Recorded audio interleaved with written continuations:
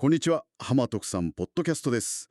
今話題の気になるニュース、ちょっと深掘り。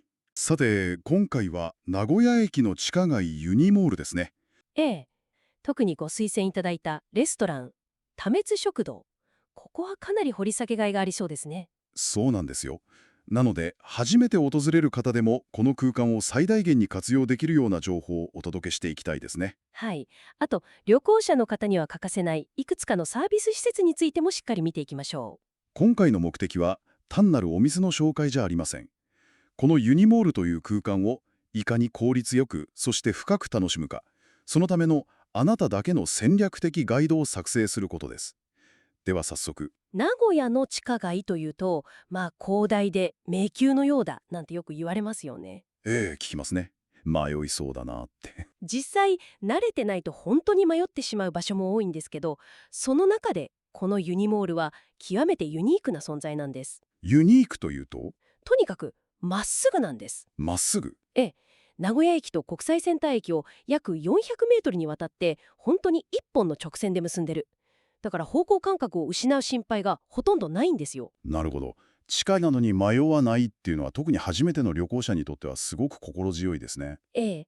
これは他の地下街にはない最大の特徴だと思います。何か理由があるんですか、その直線構造には。それには歴史的な背景がありまして、1970年の開業当時ですね、地上の桜道っていう大きな通りの真下に巨大な地下駐車場を建設する計画と、一体で作られたんですね。へえ、地下駐車場とセットで。そうなんです。だから必然的にこういう明快なレイアウトになったと。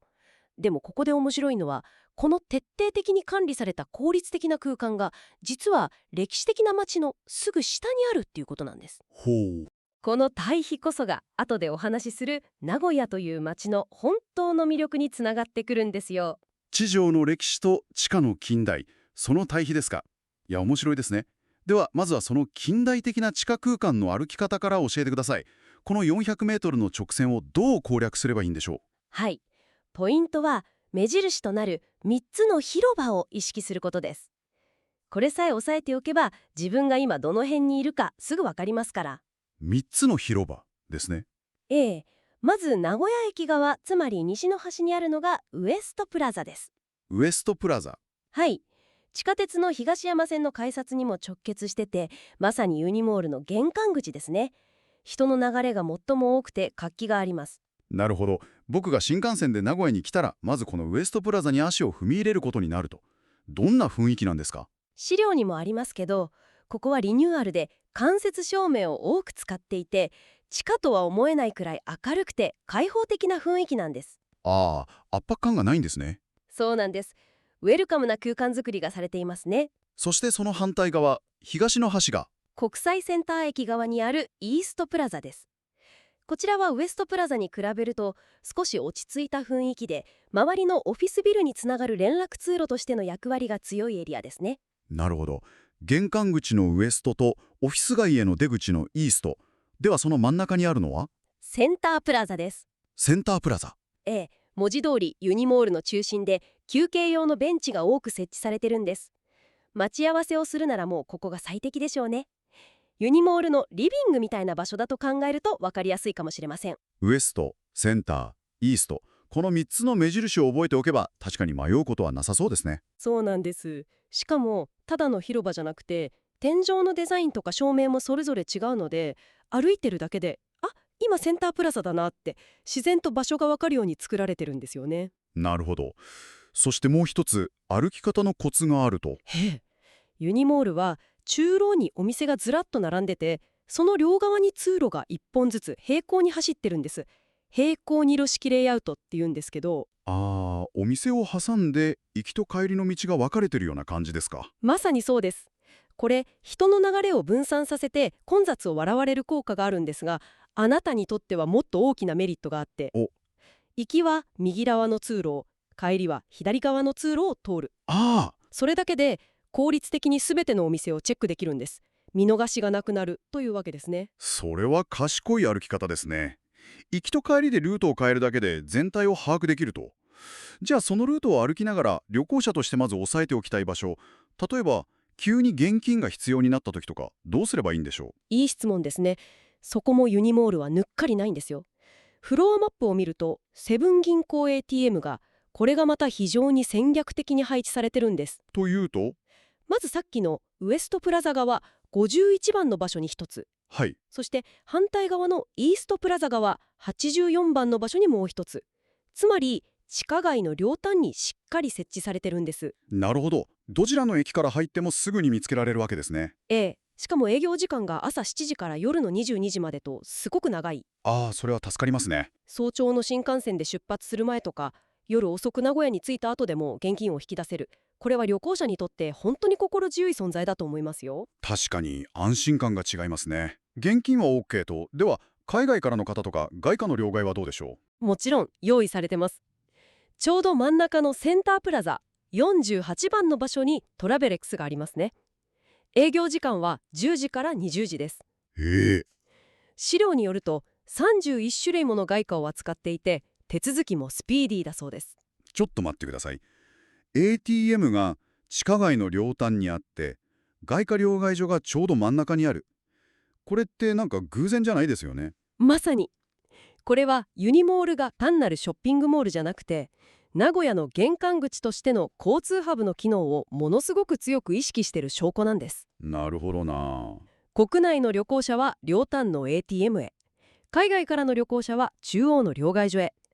どんな利用者でも到着してすぐに必要な金融サービスをワンストップで済ませられるように完璧に設計されてるんですよ。いやー、すごい。ただお店が並んでるだけじゃないんですね。緻密な計算があるんだ。感心しました。さて、お金の心配がなくなったら次はちょっと一息つきたくなります。カフェについても資料にありますね。ええ、ここでもまた面白い対比が見られます。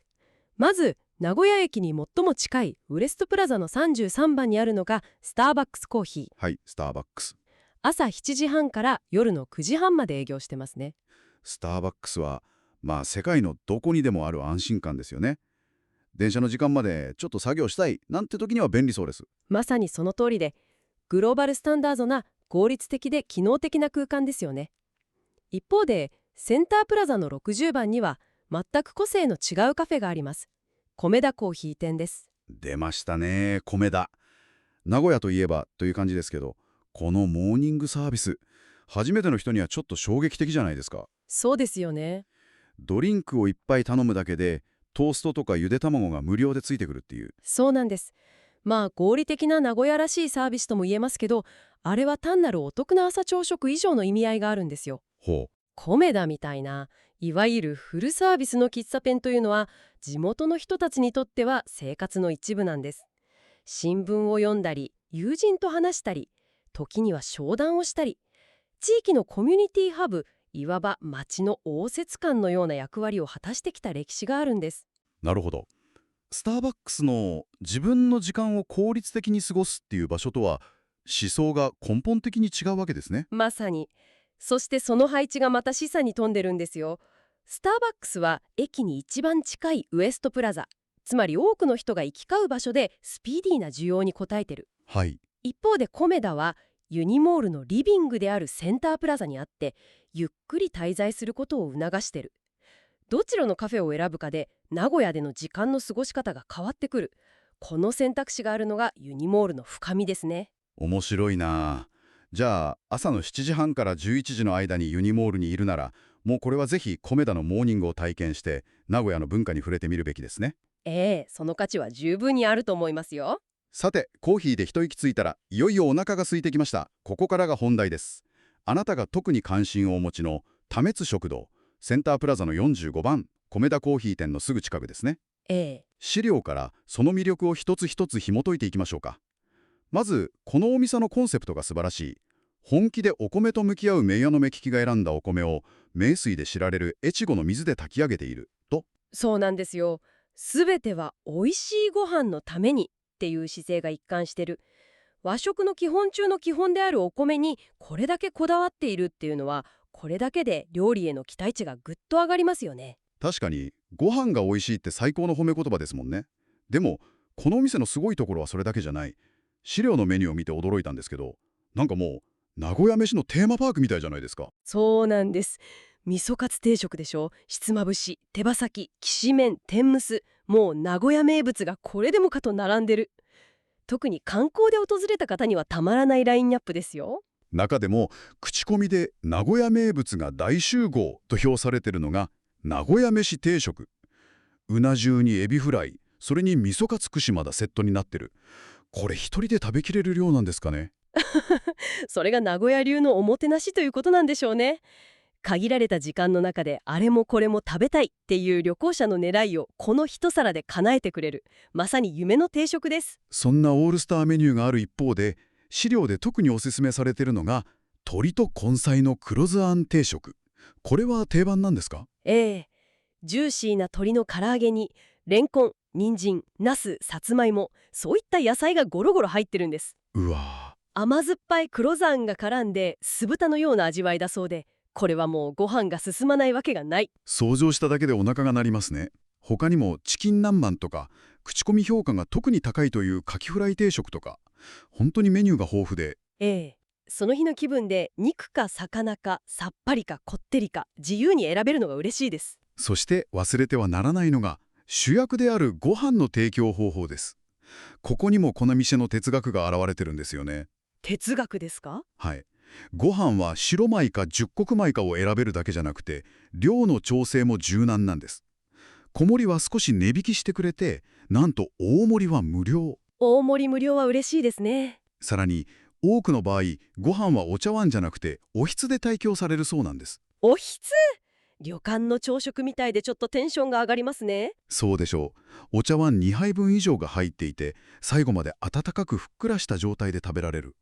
お店側が、うちの美味しいご飯を心ゆくまで味わってくださいって、そう言ってくれてるようなもんですよ。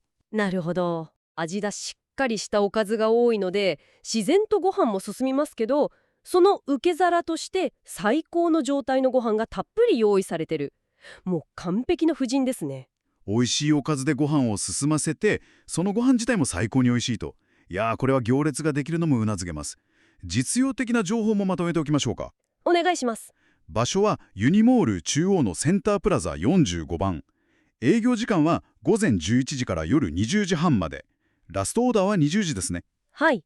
価格帯は定食でだいたい1000円から1600円前後。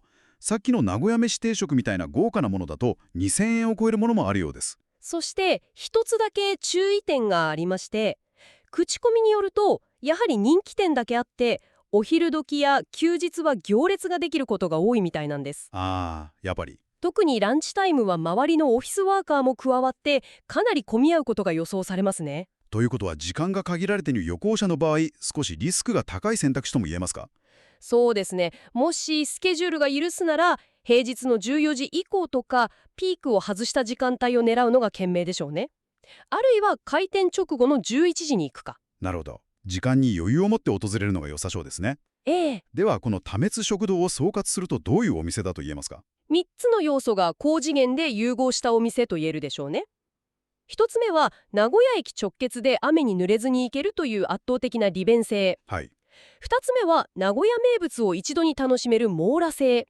そして3つ目がお米と味噌汁という和食の基本がぶれない軸としてしっかり美味しいという品質。名古屋に到着して最初の一食や新幹線への乗り換えの合間の食事にこれほど適した場所はなかなかないでしょうね。なぜあなたがこの店に注目したのかよくわかりました。ブーロやショッピングモールじゃないっていうのが見えてきたんじゃないでしょうか。ええ、移動の利便性、ショッピングの楽しさ、そして多滅食堂や米田コーヒー店のようにその土地の食文化まで深く体験できる、非常によく設計された都市のショールームのような場所だと感じました。まさに。ユニモールの直線的で合理的な構造は現代の都市らしさを象徴しています。でもその中にお米一粒一粒にこだわる多滅食堂のような職人的なこだわりを持つ店が存在する。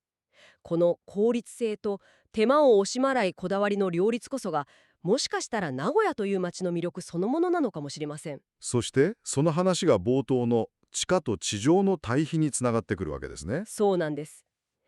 最後にあなたに一つ思考を深めるための問いを投げかけたいと思います。はい。資料によるとユニモールの東端国際センター駅の出口から地上に出ると、そこには歴史的な街並みが残る茂道や活気あふれる柳橋中央市場が広がっているそうです。